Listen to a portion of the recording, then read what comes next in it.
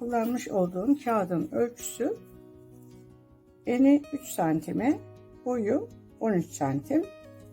Yani eninin 4 katını, bir fazlasını aldım. Eni 3 santim ya, bunu 4 katı ne eder? 12 santim eder. Bir fazlası 13 eder. Buna göre kağıdımı kestim ve bunu bantlıyorum. Bu artık benim rutinim arkadaşlar. Yeni gelenlerin olacağını düşünerek hep birer tane örnek, kısa bir örnek yapıyorum. Bu şekilde bantladıktan sonra şöyle fazlalıkları içe doğru katlıyorum.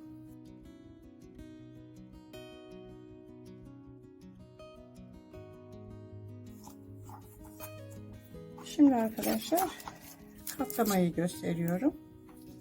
Katlamak için şöyle boydan ikiye katlıyorum.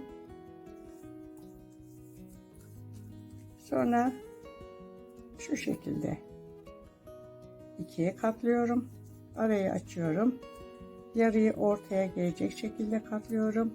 Diğer yarıyı da ortaya gelecek şekilde katlıyorum. Ve katlama şeklim bu oluyor arkadaşlar. Şimdi yapıma geçiyorum. Önce şu çerçeveyi yapacağız. Çantayı ben bu renk yaptım ama arkadaşlar göstermek için şöyle elimdeki hazır kağıtlar var. Onları kullanarak gösteriyorum. Önce şu katladığım kağıtlardan 2 tane alıyorum. Birini alttan,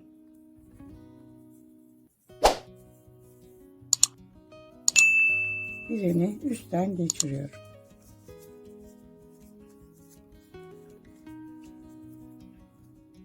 Sonra bir tane daha alıyorum.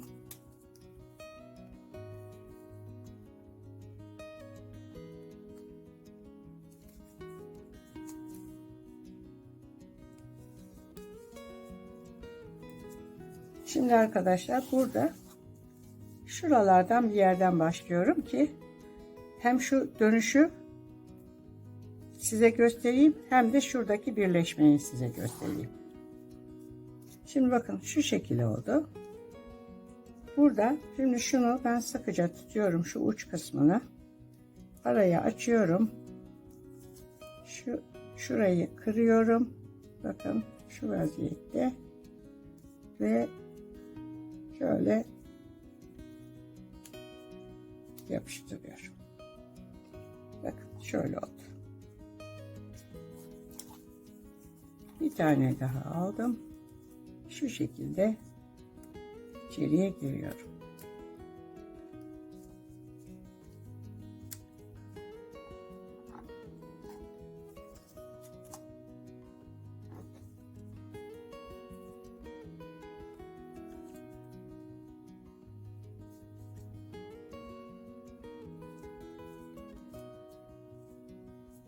Bakın. Arayı açıyorum. Kırıyorum ve ne yapıyorum? Yapıştırıyorum. Şuradan başlayalım. Şu mesafeyi göstereceğim size.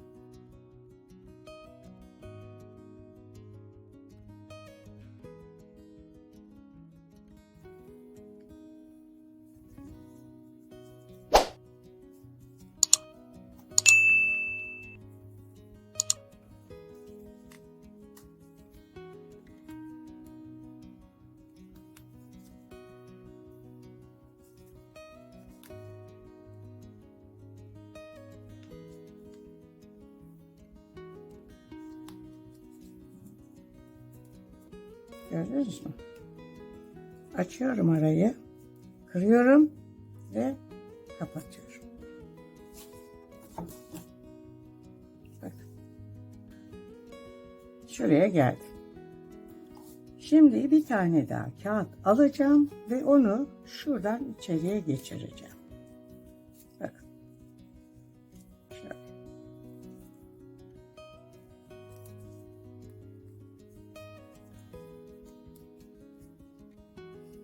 Bir tane daha alıyorum.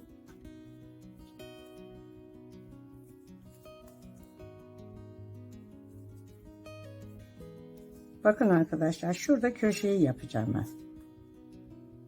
Şu köşeyi yapmak için ne yapıyorum? Tutuyorum, arayı açıyorum, kırıyorum ve kapatıyorum. Bakın köşeyi yaptım. Gördünüz mü? Şimdi köşe yapıldığına göre artık şu taktığımı çıkartıyorum. Bunu geri çıkarttım. Bu çıkarttığım kağıdı bu sefer şöyle yukarıdan aşağıya doğru indiriyorum. Köşe yapıyorum, şu köşeyi.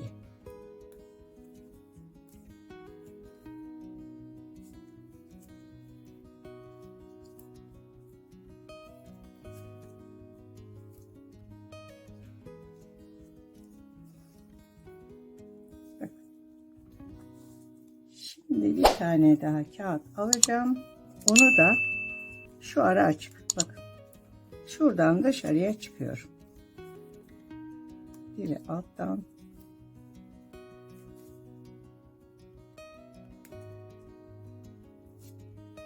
Şöyle. Biri üstte.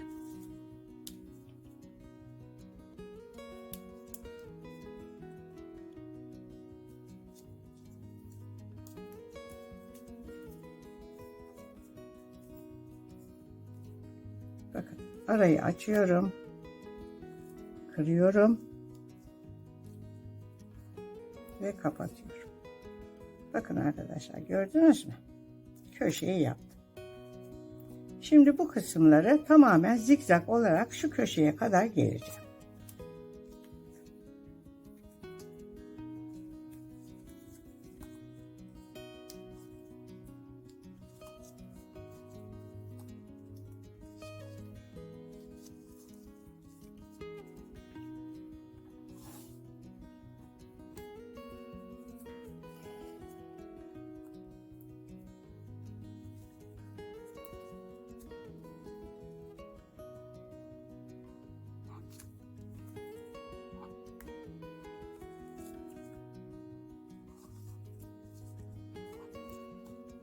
Bakın. Şimdi şunu kırmam lazım. Görüyor musunuz? Onun için ne yapıyorum? Buraya ben bir kağıt daha takıyorum. Şöyle.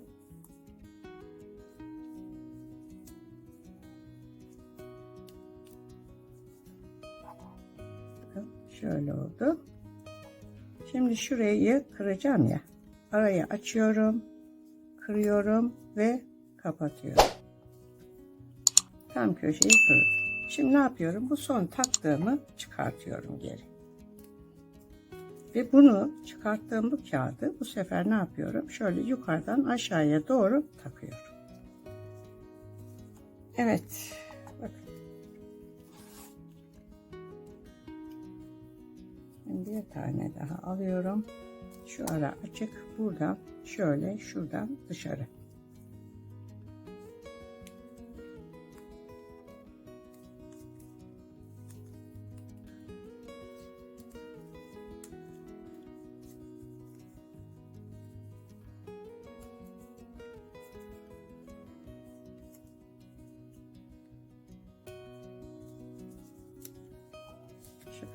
Bak, açıyorum arayı, kırıyorum ve ne yapıyorum?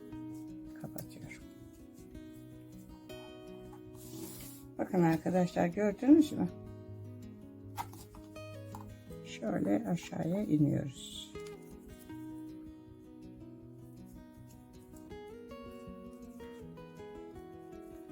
İkinci köşeyi de yaptık.